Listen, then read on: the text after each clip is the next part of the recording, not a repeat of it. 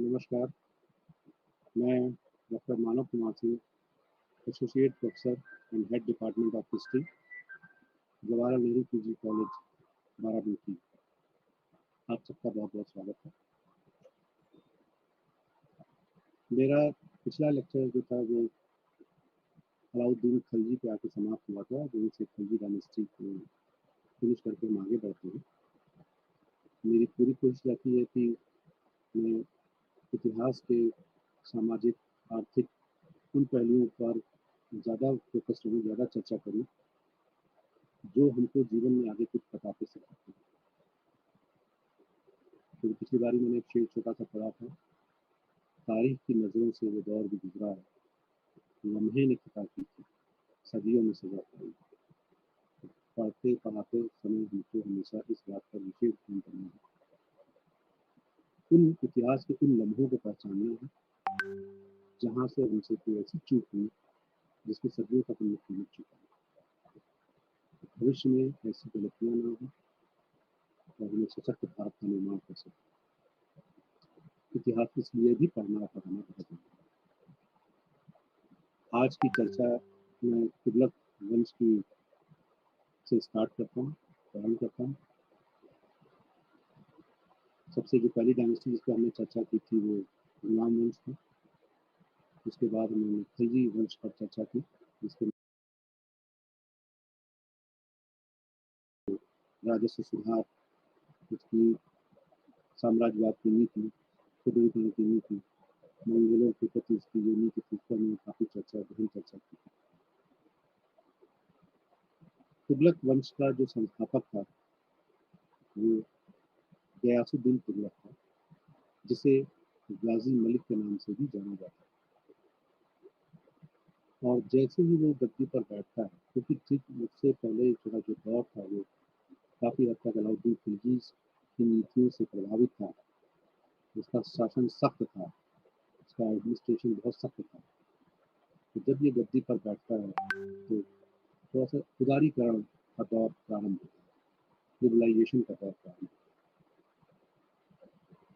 जहाँ उन्होंने maximum tax शरीयत के अनुसार भू राजस्व का वसूल किया 50%, वहाँ जो भू राजस्व में भी छूट था, जो बकाया ऋण खेती के लिए दिया जाता था और टैक्स ऋण दिए जाते थे, उन ऋणों की वसूली पर भी उन्होंने काफ़ी हद तक जो है रोक लगा दी। मेरे कहने का मतलब है कि सख्त शासन था, ये थोड़ा-सा उदारीकरण की तरफ था, जिससे कि शासन व्यवस्था को कर सकें और अपने आप को एस्टैब्लिश कर सकें। इसका जो पुत्र था उसका नाम जौना खान था, जो आगे जाकर के मोहम्मद बिन तुगलक के नाम से गद्दी पर बैठा। जौना खान को गयासुद्दीन तुगलक ने दक्षिण के अभियानों के लिए भी अपने शासनकाल में दिए। पांड्य तक, काकतीय तक, ये दक्षिण भारत का हिस्सा है इनका, जो वर्तमान में आप देखते हैं आंध्र प्रदेश, कर्नाटक, ये तो हिस्सा है। यहाँ तक भी अभियान भी करके गया मोहम्मद बिन तुगलक, गयासुद्दीन तुगलक के नेतृत्व में। उससे मोहम्मद बिन तुगलक का दक्षिण भारत के प्रति जानकारी और वहाँ की समझ काफ़ी बढ़ी। आप आगे चल करके देखेंगे जब मोहम्मद बिन तुगलक की हम लोग चर्चाएँ करेंगे। इसी का प्रभाव था कि मोहम्मद बिन तुगलक ने अपनी राजधानी को भी दिल्ली से दौलताबाद स्थानांतरित किया। जो दक्षिण भारत का जो बंगाल का एक अभियान था, जिसको गाजी मलिक या गयासुद्दीन तुगलक ने किया था, उस अभियान से जब ये वापस बंगाल से दिल्ली की ओर लौट रहा था, तो दिल्ली के आउटर एरिया में एक अफगानपुर जगह है, जहाँ पर गयासुद्दीन तुगलक के स्वागत के लिए जौना खान ने एक लकड़ी का महल बनवाया था और वहीं पर गयासुद्दीन तुगलक आके रुके अपने खास लोगों के साथ और बताते हैं कि रात में किसी कारणवश कुछ इतिहासकार बताते हैं कि हाथियों के चलने के कंपन से कुछ लोग कहते हैं कि बिजली गिर जाने से वो महल गिरा, लकड़ी का जो बना हुआ महल था, और उसी के दर करके गयासुद्दीन तुगलक की मृत्यु हो जाती है। और उसके बाद उसका पुत्र मोहम्मद बिन तुगलक, जौना खान, दिल्ली का अगला सुल्तान बनता है। मोहम्मद बिन तुगलक का जो कार्यकाल है 1325 से लेकर के 1351 के बीच का है। उसके जो समकालीन इतिहासकार थे वो जियाउद्दीन बर्मी और अफ्रीका के मोरक्को का एक विदेशी यात्री इब्न बतूता, जो उसके समकालीन इतिहासकार थे जिन्होंने इस पर बहुत ज़्यादा प्रकाश भी डाला है मोहम्मद बिन तुगलक की ऊपर और उनकी नीतियों के ऊपर।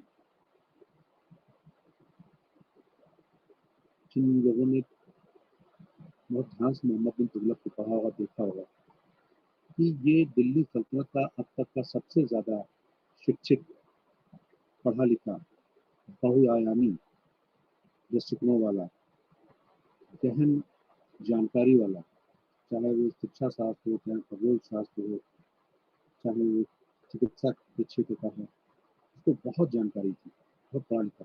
दिल्ली सल्तनत का संभवतः सबसे पढ़ा लिखा सुल्तान था। फिर भी कुछ इतिहासकार कहते हैं कि वो सनकी था, अपने समय से आगे का था, योजनाएं बनाता था तो उसका ठीक से क्रियान्वयन नहीं करता था। बहुत सी बातें हैं, लेकिन अगर आप इतिहास के विद्यार्थी हैं तो अगर ध्यान से देखें और पढ़ें तो महसूस करेंगे कि जब भी कोई व्यक्ति अपने समय से आगे का देखता या सोचता है, या समय से आगे की चीज़ों को विजुलाइज कर लेता है, उस समय लोग उसको हमेशा पागल ही कहते हैं। तो पहली बार फिर बताया गया कि पृथ्वी चक्री नहीं गोल है, तो भी लोगों को भरोसा नहीं। लेकिन समय के साथ अगर देखें तो बहुत सारी चीज़ें मोहम्मद बिन तुगलक की बात में अडॉप्ट भी करेंगे। जैसे फॉर एग्जाम्पल अगर हम समझें सांकेतिक मुद्रा, जिसको हिंदुस्तान में सर्वप्रथम मोहम्मद बिन तुगलक ने इंट्रोड्यूस किया था। आज वर्तमान में जो हमारे करेंसी है, जो हम लोग पैसा यूज करते हैं पूरी दुनिया में, जो करेंसियाँ चल रही हैं, वो क्या है? सांकेतिक मुद्रा ही थी। अगर उसको जरा सा सिग्नेचर नकली हो गया तो वो बेकार है, उसका कोई यूज नहीं है। सोने और चांदी के एवज में जो सिक्के जारी किए गए वो सांकेतिक मुद्रा। ये बहुत ही मोहम्मद बिन तुगलक बहुत ही लिबरल था बहुत सारी चीज़ों में। जो राजशेखर और जिन प्रभा सूरी, जो जैन धर्मगुरु थे, उनके साथ अक्सर चर्चाएं, वार्तालाप ये किया करता था, जिससे जान सके कि दूसरे धर्मों की अच्छी बातें क्या हैं, उसको समझ सके कि और धर्म क्या बोलते हैं। अजमेर की दरगाह, ख्वाजा मोइनुद्दीन चिश्ती की जो दरगाह है, ये वहाँ भी गया था मोहम्मद बिन तुगलक। और कुछ इतिहासकार कहते हैं कि जो हिंदुओं का जो पर्व है होली, उसमें भी ये शिरकत करता था अपने त्योहार को मनाता। तो कुछ चीज़ों में अगर हम देखें तो लगता है कि जैसे ये अकबर का पूर्वगामी था। जिन पॉलिसियों को मुगल बादशाह अकबर ने इंट्रोड्यूस किया, कुछ चीज़ों में ये अकबर का पूर्वगामी भी पहले उसको इसने लागू किया। ये जो इसने 4 रिफॉर्म्स किए, 4 इसकी जो योजनाएँ थी, भले वो योजनाएँ समय के साथ में ध्वस्त हो गई, चली नहीं, लेकिन उन योजनाओं की चर्चा किए बिना मोहम्मद बिन तुगलक को हम लोग जान नहीं सकते। तो मोहम्मद बिन तुगलक के जो 4 रिफॉर्म्स हैं, उसमें सबसे इम्पोर्टेंट है राजधानी का ट्रांसफ़र। क्योंकि राजधानी अभी तक दिल्ली थी और दिल्ली से राजधानी को साउथ इंडिया में लेके गए। देवगिरी एक जगह है साउथ इंडिया में, दक्षिण भारत में। देवगिरी का नाम बदल के दौलताबाद किया गया और राजधानी स्थानांतरित की।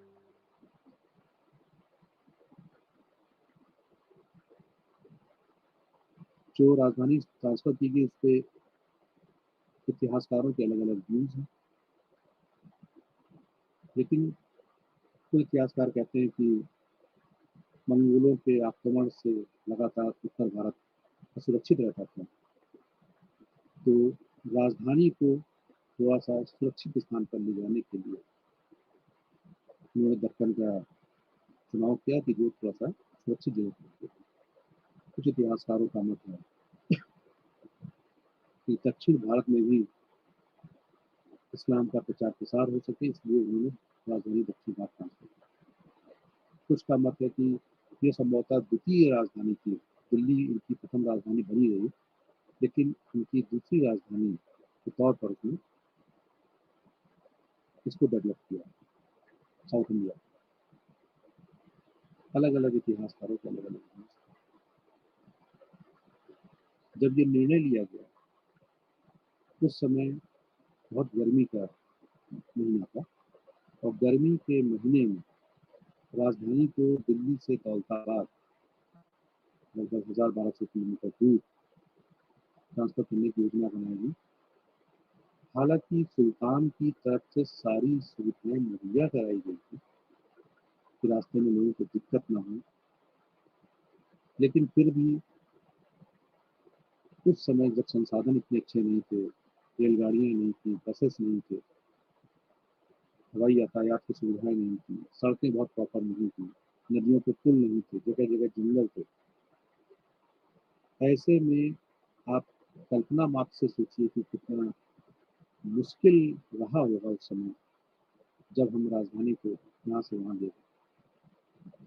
बुजुर्ग लोग भी थे, महिलाएँ भी थीं, बच्चे भी थे, मवेशी थे, दुधारू पशु थे, उनके दैनिक मर्रा का सामान भी था। दिल्ली से दौलताबाद की यात्रा थी, भीषण गर्मी थी और सबसे बड़ी बात है कि हम जब अपना घर छोड़ते हैं, तो हमें घर से विशेष लगाव होता है और जब घर से दूर जाते हैं, तो वो दर्द भी एक होता है। ऐसे में दिल्ली के लोग ट्रांसफ़र होकर के पूरी दिल्ली नहीं, पूरे लोग नहीं, लेकिन अधिकांश लोगों को ट्रांसफ़र किया था। तो उसमें रास्ते में बहुत से लोग अस्वस्थ भी हुए, मृत्यु भी हुई, लेकिन ये निकल कर आए वो लोग यहाँ दौलताबाद पहुँचे। ये योजना बहुत लंबे समय तक कारगर नहीं होती, हालाँकि सुल्तान का सोचना ठीक था। मंगोलों के आक्रमण उसमें लगातार हो ही रहे थे। दक्षिण भारत समृद्ध भी था।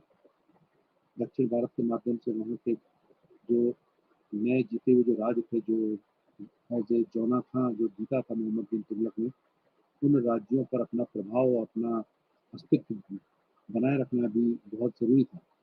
उन नए राज्यों को अपने कंट्रोल में रखने के लिए भी राजधानी ट्रांसफ़र होना ज़रूरी था।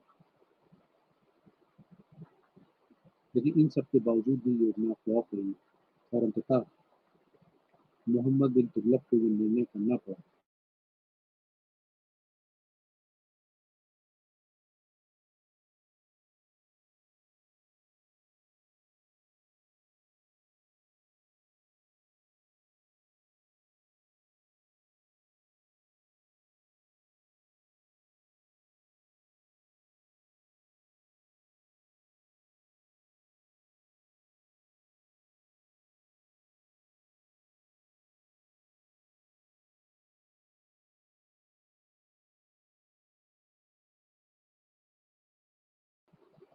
मंगोल शासक चीन का जो था कुबलाई खान,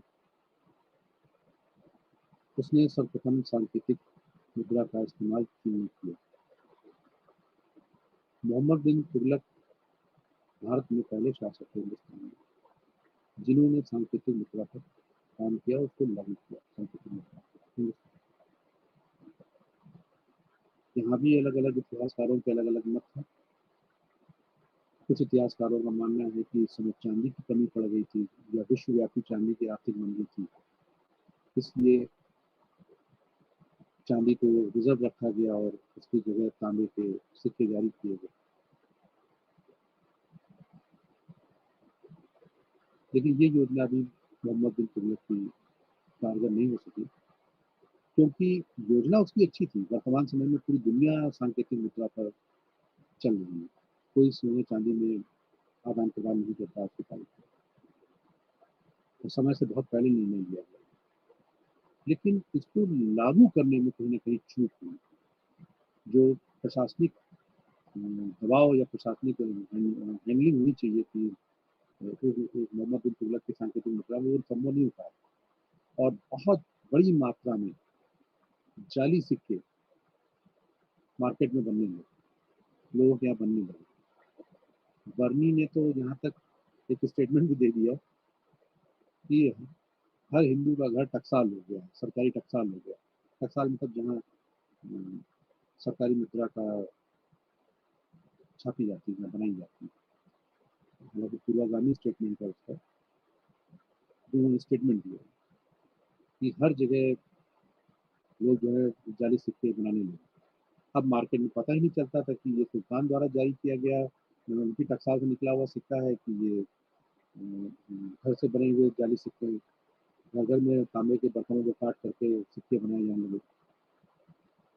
फिर दूसरा, जिस साम्राज्य के अंदर उन्होंने सांकेतिक मुद्रा का चलन कराया, जिनका साम्राज्य था, लेकिन जो विदेश से व्यापार करने यहाँ आएगा, जो अच्छे घोड़े लेकर के अरब से यहाँ आएगा, जो अच्छा रेशम लेकर के चीन से यहाँ आएगा, जो अच्छे हीरे जवाहरात लेकर के जो बाहर से लोग यहाँ आएंगे व्यापार करने के लिए, क्योंकि अंतर्राष्ट्रीय व्यापार तब भी होता था। तो जो यहाँ व्यापार करने के लिए जो लोग आएंगे, वो सांकेतिक मुद्रा का क्यों ग्रहण करेंगे, वो आपकी सांकेतिक मुद्रा? उनको तो व्यापार या तो वस्त्र विनिमय पे चाहिए होगा, या उनको व्यापार सोने और चांदी के रूप में, जो देश कीमती बहुमूल्य धातु है उसके रूप में चाहिए होगा। तो काफी हद तक विदेशी व्यापार भी प्रभावित होने लगा, और लोगों का क्रेज वो आज तक खत्म ही नहीं हो पाया। यहाँ से देखिए, आज भी लोग सोने और चांदी के आभूषण पहनना पसंद करते हैं, तांबे और पीतल को कम करना पसंद करते हैं। तो मुद्रा को कैसे एक्सेप्ट कर लेते उस समय, जब हम आज 2022 में इन धातुओं के आभूषण नहीं पहन कर सकते हैं, तो उस समय वो मुद्रा को कैसे थी। तो ये योजना फ्लॉप हुई, और मोहम्मद बिन तुगलक ने घोषणा करी कि जिसके जिसके पास में तांबे के सिक्के हैं वो जमा कर दो, और बदले में राज्य के खजाने से उसकी भरपाई कर दी जाएगी, दे दिया जाएगा। तो समकालीन इतिहासकार बताते हैं कि मोहम्मद बिन तुगलक के महल के सामने तांबे के सिक्कों का एक पहाड़ बन गया, इतने सिक्के आए। मोहम्मद बिन तुगलक सोचने भी लगा कि क्या वास्तव में इस संख्या में सिक्के जारी किए गए थे जितने सिक्के वापस आ गए।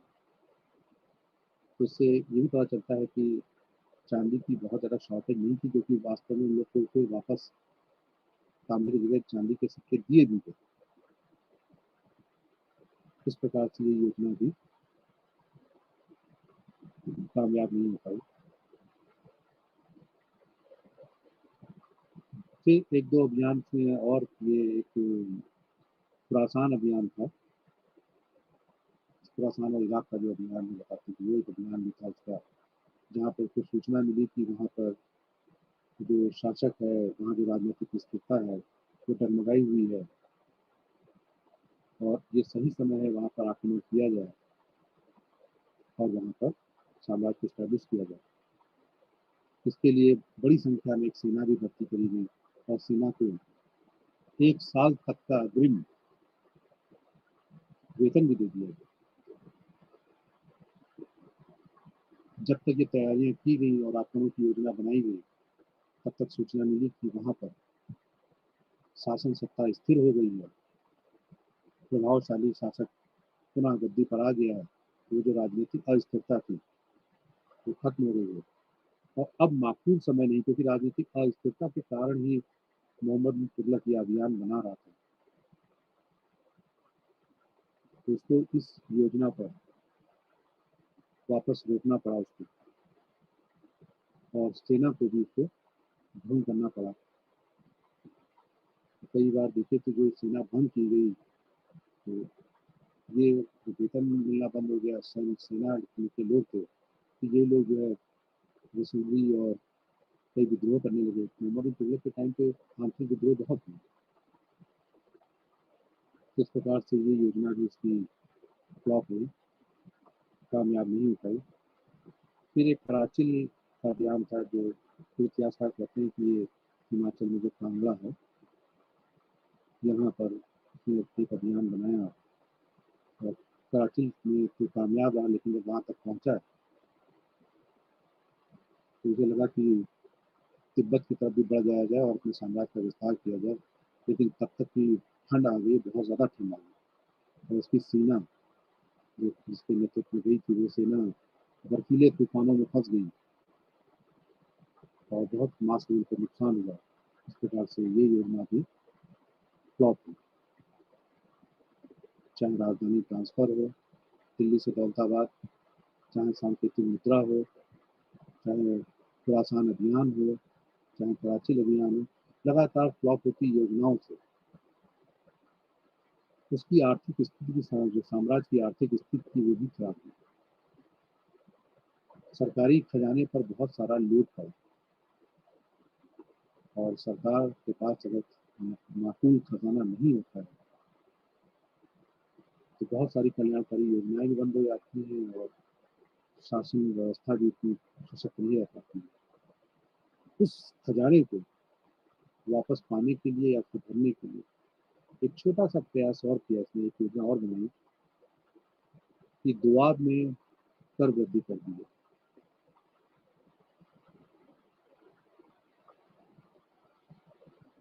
प्यारे विद्यार्थी, हम लोग पढ़ते तो अक्सर हैं कि दुआब, लेकिन कई बार हम जानते हैं कि दुआब क्या है। दो आब मतलब दो आब, दो नदियों के बीच का स्थान। ऐसे आप देखते होंगे कहते हैं पंजाब, पंजाब पांच, तो पांच नदियों के बीच का स्थान पंजाब, दो नदियों के बीच का स्थान दो आब। तो गंगा यमुना के जो बीच का स्थान है यहाँ पर, वो द्वाब कहलाया। और द्वाब में उसमें, क्योंकि ये बहुत उपजाऊ होता है, उपजाऊ इसलिए होता है क्योंकि नदियाँ अपने साथ बहुत सारी खनिज पदार्थ और बढ़िया मिट्टी बहा के लाती हैं।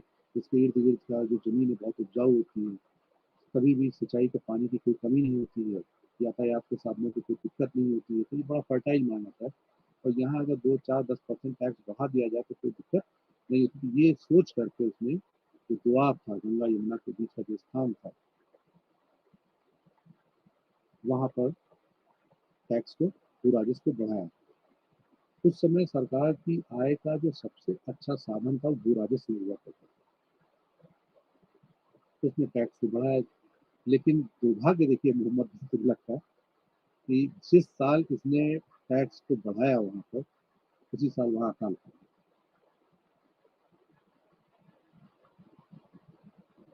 तो जब अकाल पड़ा और ऐसे में टैक्स बढ़ा दिया गया, तो वो योजना भी फ्लॉप हो गई।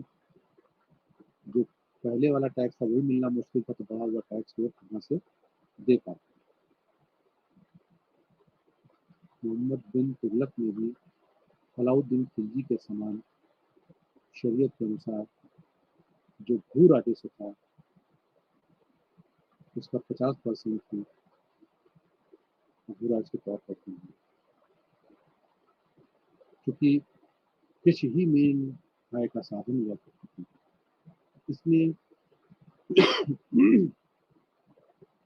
कृषि को बढ़ाने के लिए, कृषि को विस्तार करने के लिए जमीनों को चिन्हित करके उसको उपजाऊ अच्छा बना करके वहां पर कृषि कार्य कराने के लिए एक डिपार्टमेंट भी स्टैब्लिश किया, दीवान अमीर को। एक अलग डिपार्टमेंट ही बना दिया कृषि संबंधी डिपार्टमेंट का। दीवाने को ही कहीं कहीं लिखते हैं, कहीं कहीं दीवाने अमीर को ही वहाँ पर स्टैब्लिशमेंट किया मोहम्मद बिन तुगलक। पर इसके लिए जमीन इन लोगों ने चिन्हित कर, इनके अधिकारियों ने, जो उनका बंजर जमीन ही चिन्हित कर ली गई, और पूरी तरह बंजर जमीन को उपजाऊ बनाना इतना आसान नहीं होता, तो उसमें भी बहुत हद तक वो सफल नहीं हो पाया।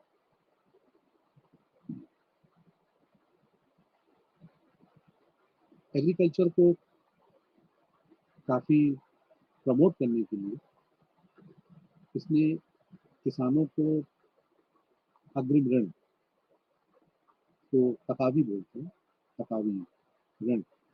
जैसे आज की तारीख में किसान क्रेडिट कार्ड चलते हैं, तो किसानों के पास में क्रेडिट कार्ड रहते हैं, वो अपना बैंक से पैसा पहले लेते हैं, उससे सीड, बीज है, खाद है, पानी है, निराई है, उसमें लगाते हैं, जब फसल पैदा होती है तो उसका पैसा देते हैं। देखिए इस चीज़ हमको ये सब चीज़ें जानने को मिलती है। इसी प्रकार से उस समय भी तकावी ऋण दिया जाता था कि किसान अच्छा फसल पैदा करने, अच्छे बीज, अच्छे खाद का इस्तेमाल करे। जब अच्छी पैदावार होगी तो सरकार को अच्छा राजस्व मिलेगा, जिससे कि सरकारी खजाने भरे रहेंगे और अच्छी सेनाएं रखी जा सकेंगी, जिससे कि क्रूर और विदेशी शक्ति कुचला जा सके। तो ये तकावी ऋण का भी इसमें प्रावधान किया मोहम्मद बिन तुगलक ने। उस समय मोहम्मद बिन तुगलक के टाइम पे ज़्यादातर विद्रोह भी हुए थे। अगर आप देखें तो दक्षिण भारत में दो बड़े साम्राज्यों का उदय भी हुआ, वो भी अलाउद्दीन खिलजी के टाइम पे। तो नहीं, सॉरी, मोहम्मद बिन तुगलक के टाइम। मोहम्मद बिन तुगलक के समय दक्षिण भारत में विजयनगर साम्राज्य, जिसका एस्टेब्लिशमेंट हरिहर और बुक्का नाम के दो भाइयों ने किया था, और बहमीनी साम्राज्य, कहीं न कहीं विखंडन की प्रक्रिया स्टार्ट हो चुकी थी दक्षिण भारत में, और दो साम्राज्यों का भारत के मानचित्र पर उदय हुआ, बहमीनी साम्राज्य और विजयनगर साम्राज्य। विजयनगर साम्राज्य हिंदू साम्राज्य था, बहमीनी अहमदपुर, बरार, बीजापुर, गोलकुंडा को मिला बहमीनी साम्राज्य। 1351 ईस्वी में मोहम्मद बिन तुगलक की मृत्यु हो जाती है, और उसके बाद गद्दी पर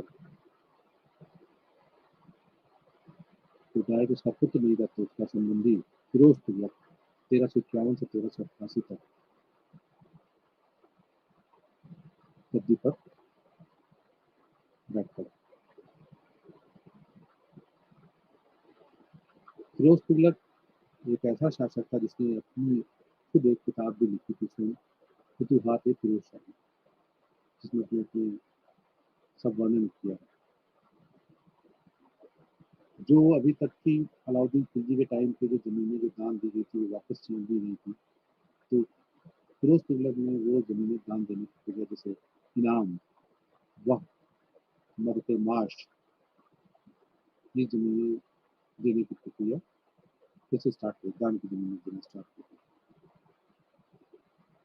बहुत सारे छोटे छोटे जो कर थे, जैसे हमने बताया भी था कि अलाउद्दीन खिलजी ने चरी लगाया, घड़ी लगाया, ऐसे छोटे छोटे टैक्सेस लगाए गए थे।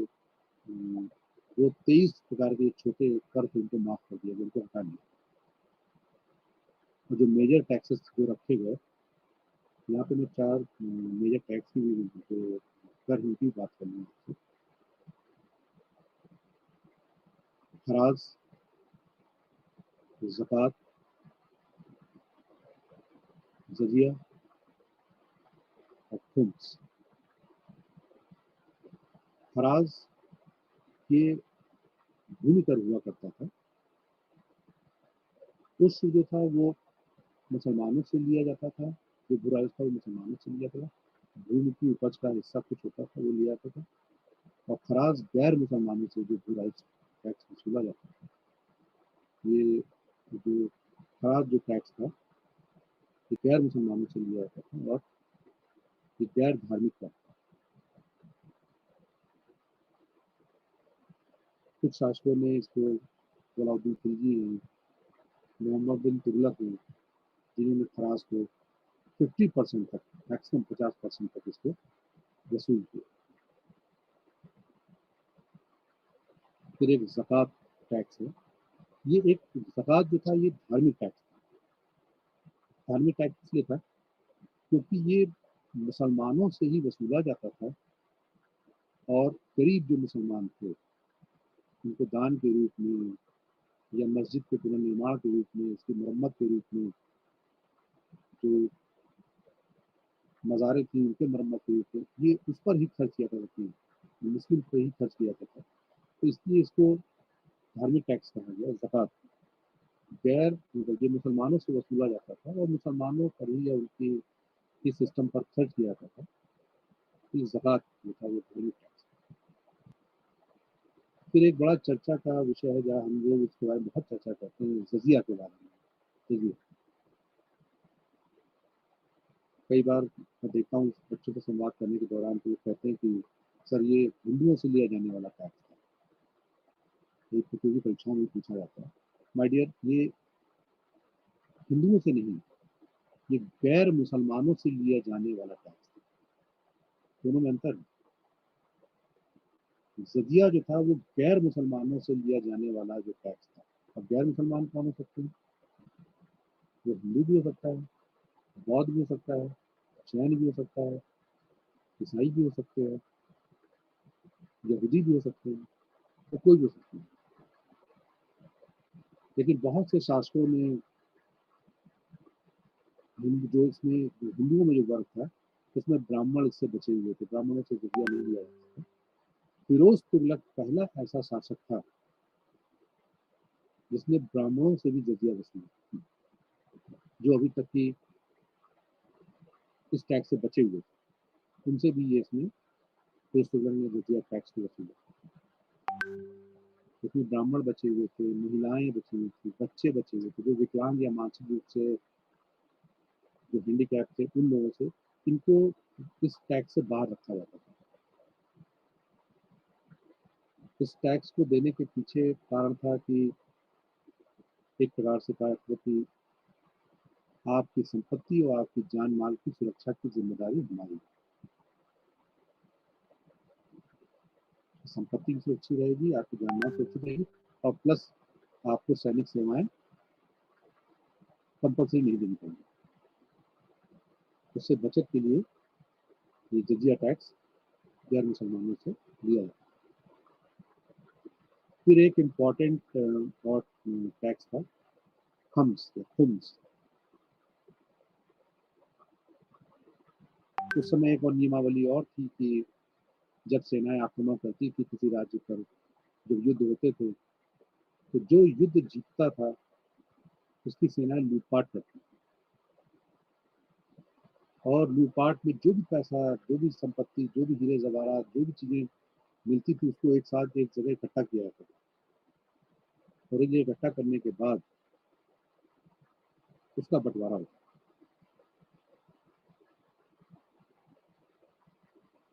उस बंटवारे में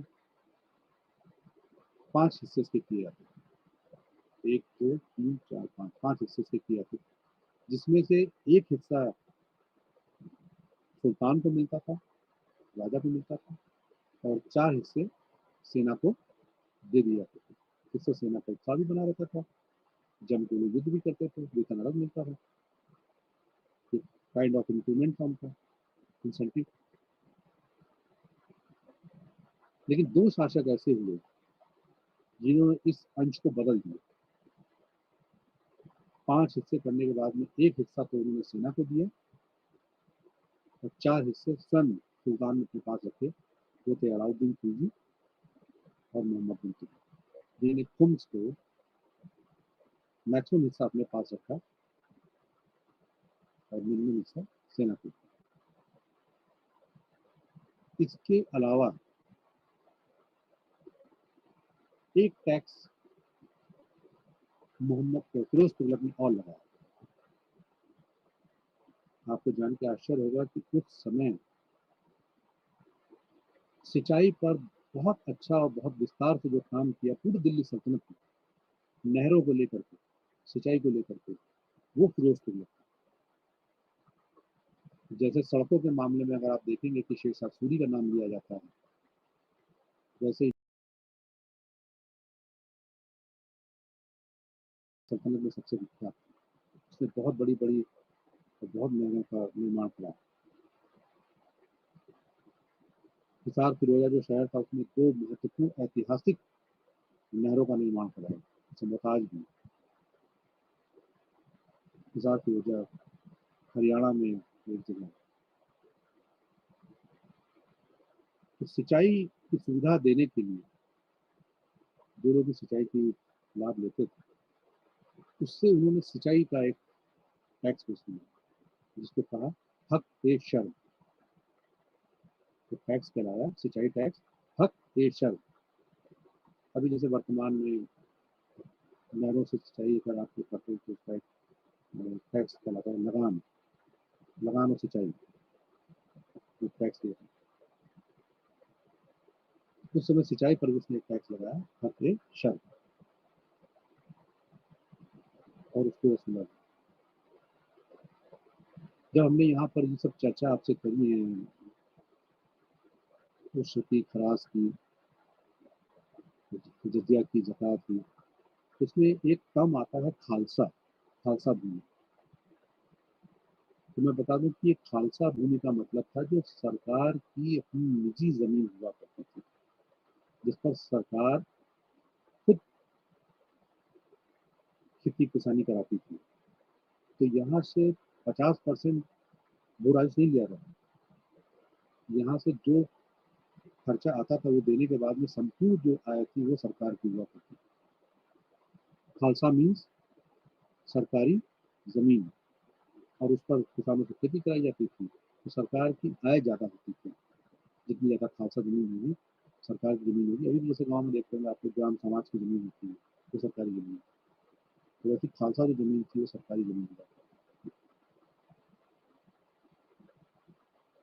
फिरोज तुगलक ने 3 शहरों का भी निर्माण कराया। एक जिसकी मैंने भी आपसे चर्चा की थी, हिसार फिरोजा, जो हरियाणा में है, जहाँ पर उसने नहरें भी बनवाई थी। दूसरा, पूर्वी उत्तर प्रदेश में आपने बनारस के पास एक शहर का नाम सुना होगा, जौनपुर, जो कि जौना खां के नाम से, जो मोहम्मद बिन तुगलक था उसके नाम से, उसने वहाँ जौनपुर शहर का भी निर्माण किया। तीसरा बड़ा इम्पोर्टेंट है, और वो है दिल्ली से बिल्कुल लगा हुआ। उस समय दिल्ली छोटी थी, तो वो बाहरी एरिया में आता था। आज दिल्ली बड़ी हो गई है, तो दिल्ली के अंदर आ गया। वो शहर था फिरोजाबाद। फिरोजाबाद ये नहीं जो इटावा के आगे, फिरोजाबाद दिल्ली वाला। ऐसे समझ सकते हैं जहाँ पर आज का फिरोज शाह कोटला मैदान है, स्टेडियम यहाँ पे, वो बेसिकली फिरोजाबाद है फिरोज तुगलक के टाइम। जो फिरोज शाह कोटला मैदान है, जो क्रिकेट स्टेडियम है, वो उस समय का फिरोज तुगलक का बताया हुआ फिरोजाबाद। तो वहाँ पर उस शहर को सजाने के लिए, उसको और अच्छा बनाने के लिए, उसने अशोक के 2 स्तंभ लेख, वहाँ पे दुर्ग बनाया था, तो 2 स्तंभ लेख भी वो लेकर के आया फिरोजाबाद में। एक हरियाणा में टोपरा एक जगह का नाम है, वहाँ से लेकर के आया। हरियाणा के टोपरा से एक अशोक का स्तंभ लेख। प्राचीन भारत का इतिहास जब आप उन्हें पढ़ा होगा तो उसमें देखा होगा कि अशोक के शिला लेख थे, स्तंभ लेख थे, जिसमें वो अपनी राजाज्ञाएं लिखवाता था।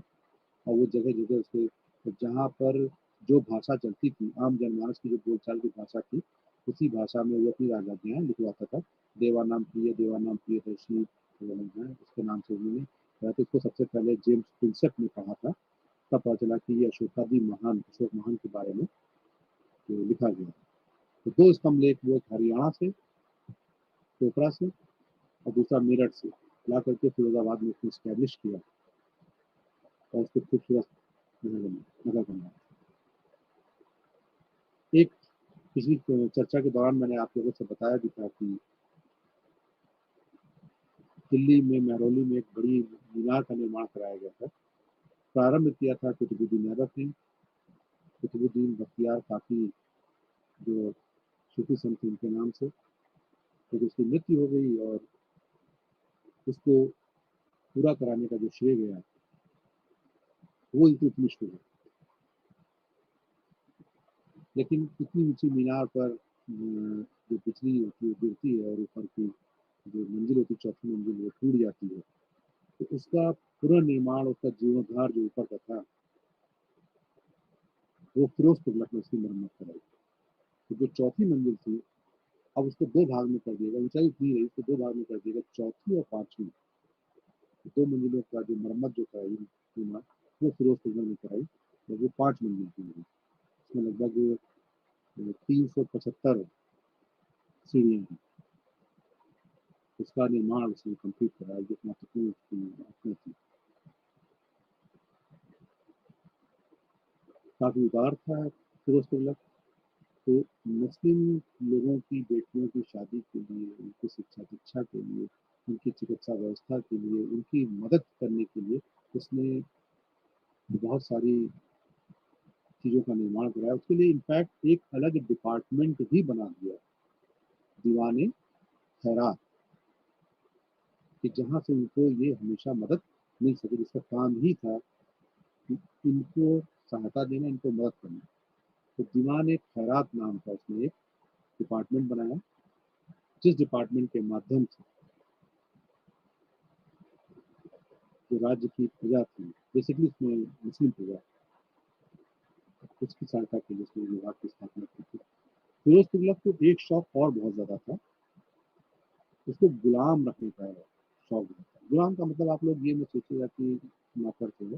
उस समय के गुलाम आप देखिए, कितने गुलाम ऐसे हुए जो सुल्तान तक बन गए, चाहे वो बलबन हो, चाहे इल्तुतमिश हो, चाहे कुतुबुद्दीन ऐबक हो। वो वेल ट्रेंड होते थे हर चीज में, शिक्षा के क्षेत्र में, राजकीय कामकाज के क्षेत्र में, हथियारों के क्षेत्र में, घुड़सवारी के क्षेत्र में, भाला के क्षेत्र में, तीरंदाजी के क्षेत्र में, हर चीज के स्किल्ड होते थे, ट्रेन किए जाते थे, तब वो बेचे जाते थे। तो वो एक प्रकार से योद्धा हुआ करते थे। तो फिरोज तुगलक को गुलामों का बहुत शौक था। इतिहासकार कहते हैं कि उसको इतना शौक था गुलाम रखने का कि लोग उसको तोहफे में गुलाम दिया करते थे। स्वर्ण आभूषण और बेशकीमती जवारात नहीं, उसके तोहफे में भी जो है लोग गुलाम ही भेंट किया करते थे। और उसके पास धीमे धीमे करके गुलामों की संख्या 1,80,000 तक पहुंची। इतनी ज्यादा संख्या हो गई कि उसको गुलामों का एक डिपार्टमेंट ही अलग बनाना पड़ा, और वो डिपार्टमेंट कहलाया दीवाने बंदगान डिपार्टमेंट कहलाया। तो ये की पॉइंट्स हैं जिस पर हम चर्चा करना, बहुत ज़्यादा पॉलिटिकल हिस्ट्री पर चर्चा करना पसंद नहीं करते हैं, तो हम कहीं से भी देख पा सकते हैं, लेकिन इम्पैक्ट क्या पड़ता है उसको देखते हैं। इसके बाद में जो नया वंश आया, वो जो नई डायनेस्टी आई, वो सैयद वंश था, जिसका स्थापना खिज़र खान ने किया था। और कोई बहुत ज़्यादा विशेष उपलब्धियां नहीं थी उससे, उनकी बहुत छोटा सा टाइम पीरियड है, अंधकार युग के समान। और उसके बाद में जो अगली डायनेस्टी आती है, जो लास्ट डायनेस्टी होती, ये डायनेस्टी गुलाम वंश, दूसरी डायनेस्टी खलजी वंश, तीसरी डायनेस्टी तुगलक वंश, चौथी डायनेस्टी सैयद, और पांचवी जो थी वो लास्ट जो थी लोधी डायनेस्टी थी, जिसका फाउंडर जो था, जिसकी संस्थापक जो था, वो बहलोल लोधी था। बहलोल लोधी ने लोधी वंश की स्थापना की थी। उसमें जो दूसरा इम्पोर्टेंट शासक था वो था सिकंदर लोधी। सिकंदर लोधी पर इसलिए मैं थोड़ा सा प्रकाश डाल दिया कि अभी तक जो राजधानी थी सल्तनत की, वो दिल्ली थी। बहलोल लोधी राजधानी आगरा लेके आए, और आगरा शहर की स्थापना भी की और ट्रांसफर किया था। आगरा शहर की स्थापना का जो श्रेय है वो सिकंदर लोधी को था। लोधी वंश का जो अंतिम और महत्वपूर्ण जो शासक था वो था इब्राहिम लोधी। और इब्राहिम लोधी को पराजित करके 1526 में, 1526 ईस्वी में जो बड़ा बैटल लड़ा गया, बैटल ऑफ पानीपत, पानीपत का प्रथम युद्ध 1526 में, वो इब्राहिम लोधी और बाबर के बीच में लड़ा गया था, जिसमें बाबर की बहुत कम सेना थी, इब्राहिम लोधी के पास बहुत बड़ी सेना थी। लेकिन वो तुलगुमा युद्ध पद्धति का इस्तेमाल करके पहली बार तोपों की गर्दन हाथियों ने सुनी, और उस से जो अपनी बहुत छोटी सेना लेकर के 12,500 की सेना लेकर के लगभग 1 लाख की सेना को रौंद डाला। और इस प्रकार से दिल्ली सल्तनत का अंत होता है, और यहाँ से मुगल बादशाह शुरू होती है। कुछ जो इम्पोर्टेंट टर्म्स हैं, कुछ हम उस पर भी चर्चा कर लें, जिसको जान करके हम दिल्ली सल्तनत की गहराई को भी समझ सकते हैं, और परीक्षा की दृष्टि से भी काफ़ी इम्पोर्टेंट है।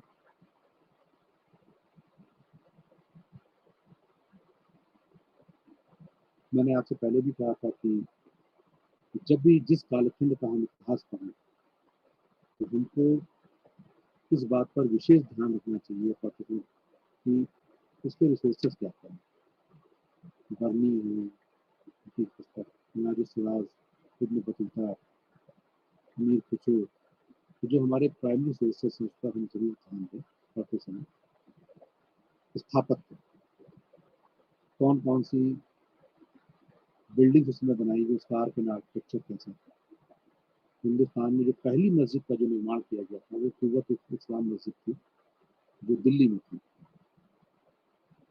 कुतुबुद्दीन ऐबक ने उसको स्टैब्लिश किया। दूसरी 2.5 दिन का झोंका जो अजमेर में था, कि अलाउद्दीन खिलजी के टाइम पर अलाई दरवाजा, जिससे आगे प्रेरित होकर के अकबर ने बुलंद दरवाजे का निर्माण कराया फतेहपुर सीकरी में। बलबन का लाल महल, लाल पत्थर से उसका निर्माण कराया। एक बेहद महत्वपूर्ण जिस पर मैंने भी चर्चा किया था आपका, जो आज भी खड़ी हुई है उस प्रकार से, वो महरौली में कुतुब मीनार, ये सफेद कालीन स्थापत्य का एक बहुत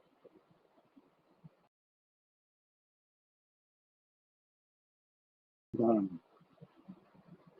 इल्तुतमिश का मकबरा, मकबरे का भी चरण यहीं से स्टार्ट हुआ। सबसे पहले नासिरुद्दीन महमूद का मकबरा बना, तो वहीं से मकबरे का भी चरण वहाँ से स्टार्ट हुआ।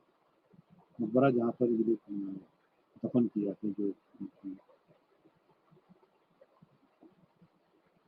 कब्र होती है उसको कुछ बिल्डिंग में रहती है मकबरा। टैक्सेस पर हमने भी आपसे बात करी।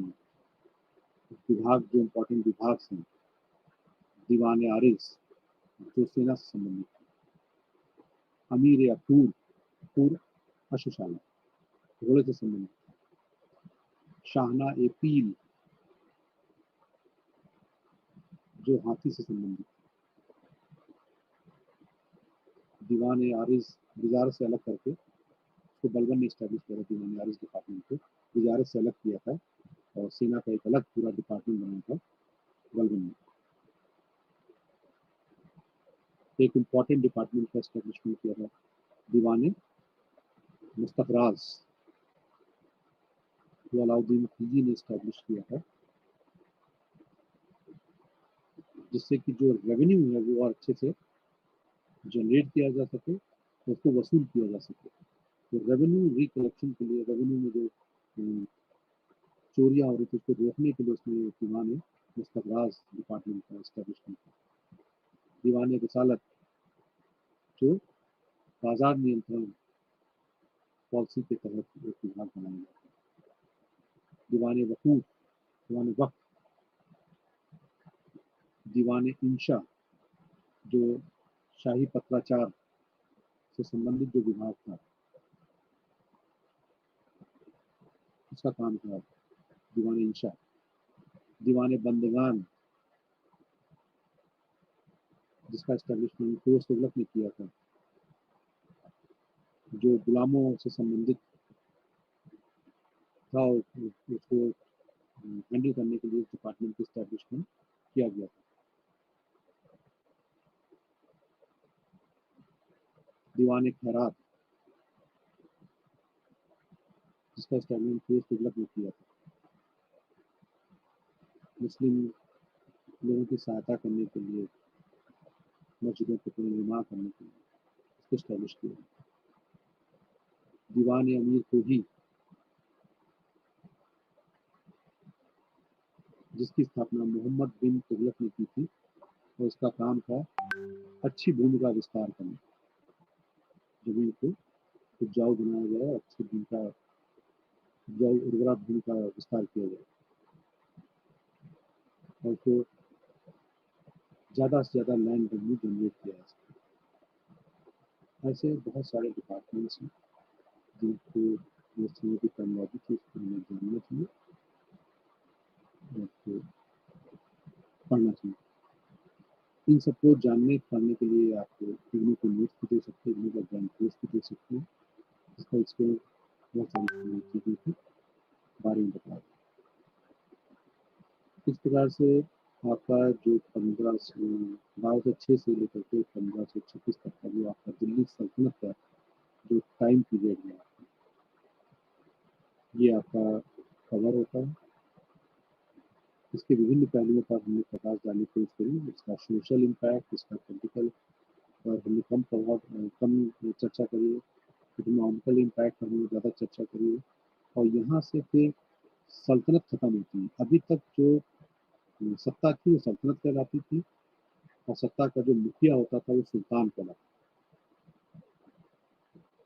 और 1526 में जो दूसरी शक्ति आई, जिसने कि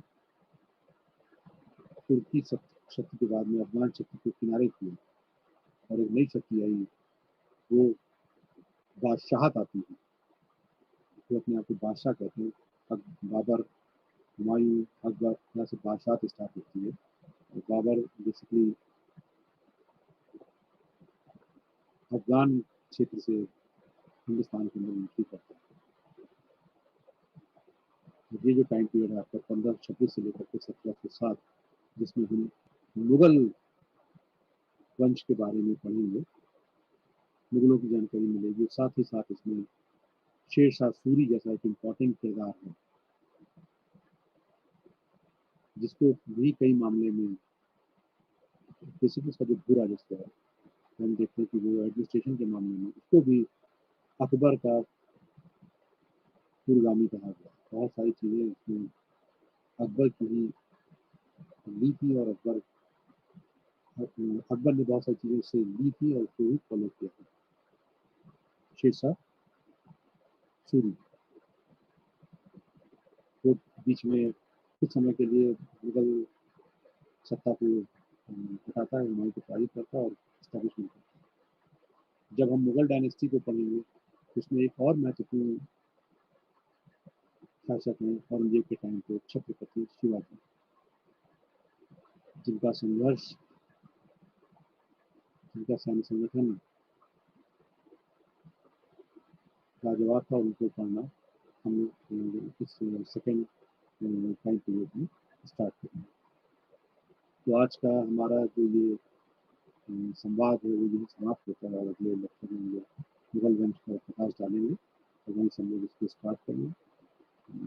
बहुत बहुत धन्यवाद।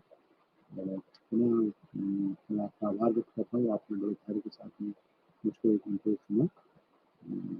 Thank you so much.